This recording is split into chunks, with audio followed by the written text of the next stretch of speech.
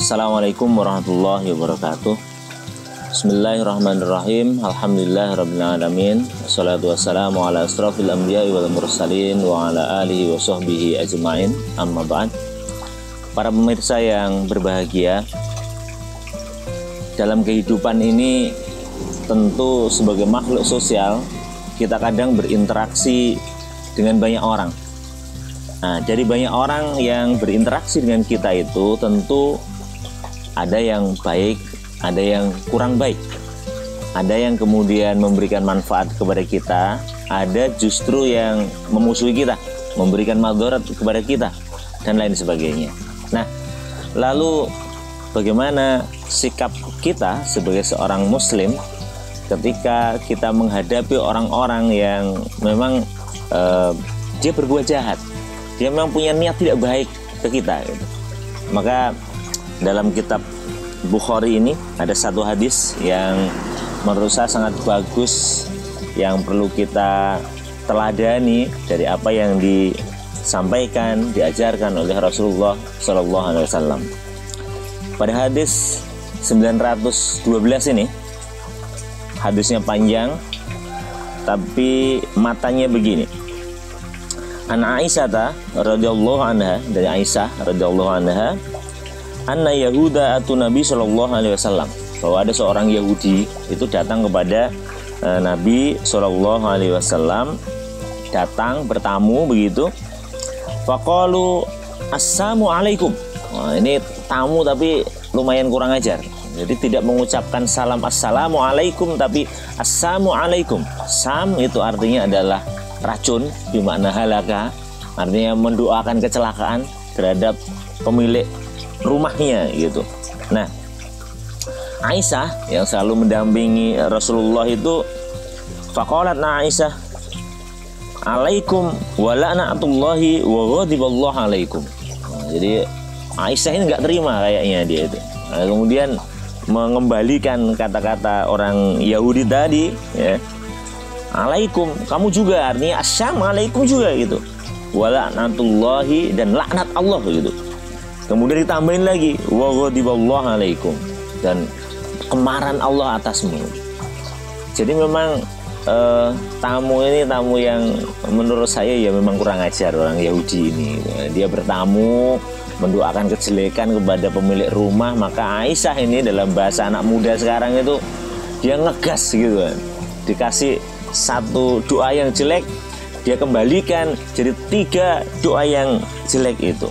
Nah, qala, Rasulullah kemudian berkata kepada Aisyah, mahlan ya Aisyah, pelan wahai Aisyah, tenang wahai Aisyah, ojo ngegas kan begitu dalam bahasa kita.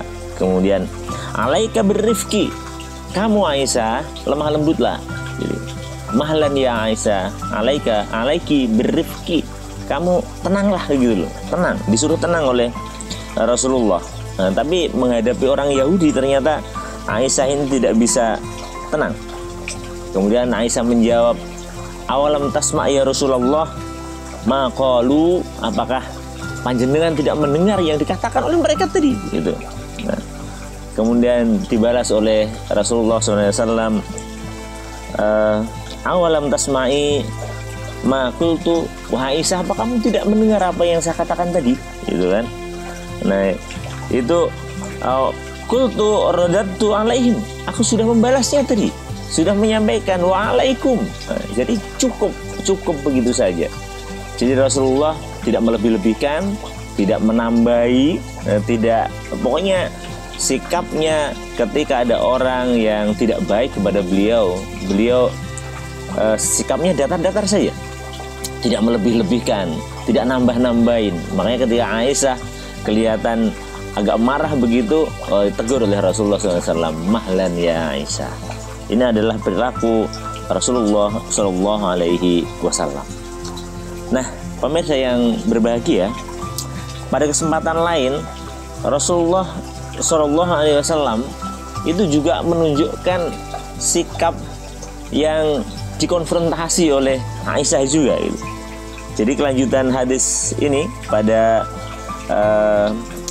nomor 914 ya. Kita lalui satu, kita lompatin satu ya. Ini juga demikian ya.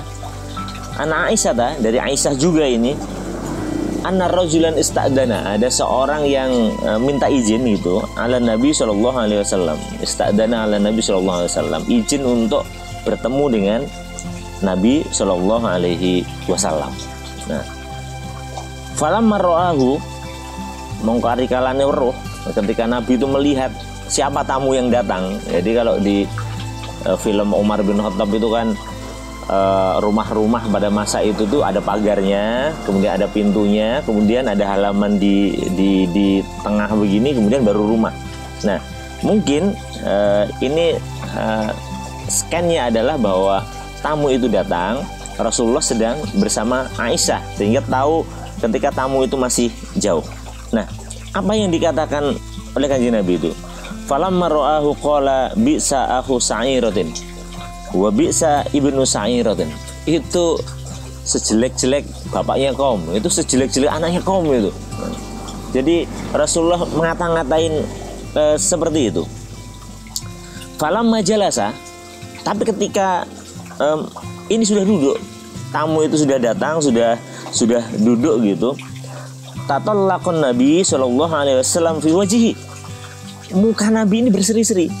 Tadi itu ketika orang datang, tamunya ini datang, Nabi itu mengatakan begini dan begitu. Nah, tapi begitu tamu sudah datang di depannya, maka kemudian Rasulullah SAW tatallaqa fi wajhi, dia wajahnya itu berseri-seri.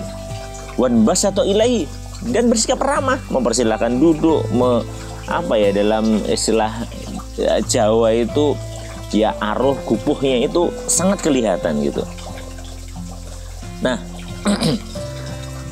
falamman talaqa rajulu, maka ketika tamu itu sudah pulang, sudah pulang gitu, sudah pergi dari hadapan Rasulullah, qalat lahu Aisyah. Aisyah ini bertanya lagi. Nah, maka kemudian penasarannya Aisyah, atau dalam bahasa kita mungkin ya mohon maaf cerewetnya Aisyah ini memberikan pelajaran kepada kita sebagai umatnya. Ya Rasulullah, khina ra'aitar rajula, ketika tadi panjenengan mengetahui orang itu gitu, qultalahu kada wa kada, jenengan mengatakan orang itu begini dan begitu. Summa tatallaqta, kemudian panjenengan berseri-seri gitu wajahnya, fi wajhi wan basatta ilaihi, dan bersikap ramah sekali terhadap mereka gitu. Faqala Rasulullah SAW, maka Rasulullah SAW menjawab, ya Aisyah, wahai Aisyah, mata ahidani fahasan, kapan kamu itu melihat aku, Kanjeng Nabi itu berbuat jahat. Fahasan itu berbuat jahat, kotor dan lain sebagainya gitu.